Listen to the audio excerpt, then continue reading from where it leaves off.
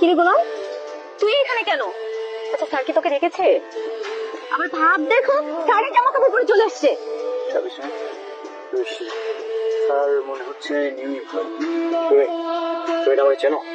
আরে ফকিরের বাচ্চা, তোকে আমি কেন চিনবো না?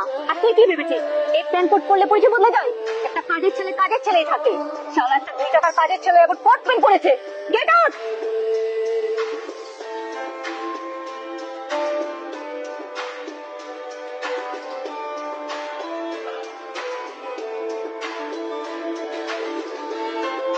Who the hell you are? আপনি কে? সাবির সাহেব, উনি কে? উনি ম্যানেজারের চেয়ারে কি করছে?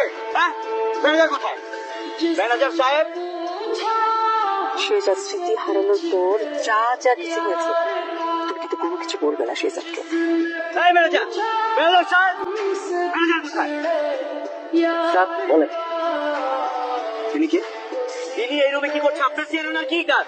স্যার, ম্যাডাম ওনাকে বসিয়েছে। ম্যাডাম? ম্যাডাম বসিয়েছে মানে? স্যার, আপনি অসুস্থ ছিলেন তো, ফাতেমা ম্যাডাম বোধহয় কিছুটা পরিবর্তন করেছে। আমি 2 দিন কি অসুস্থ ছিলাম মানে আমার অফিসের সব নিয়ম কানুন change? No no no no, never never. আমি যেখানে যা রেখে গেছি সেটা সেখানেই থাকবে। এই mister, just get out. Get out of my office now. Manager sir, কি হয়েছে? Sir, shipment problem. দাউদ খানের এজেন্টরা আমাদের সব কাজে বাধা দিচ্ছে। বাধা তো দিবে। আমি 2 দিন ধরে অসুস্থ, আমি নেই, বাধা তো দিবেই। প্রবলেম আমি সলভ করছি, আপনি টেনশন করুন। সাবির সাহেব, জি স্যার, আমাদের যতগুলো অফিস আছে আজকে আমি সব ভিজিট করতে যাবো। Okay sir.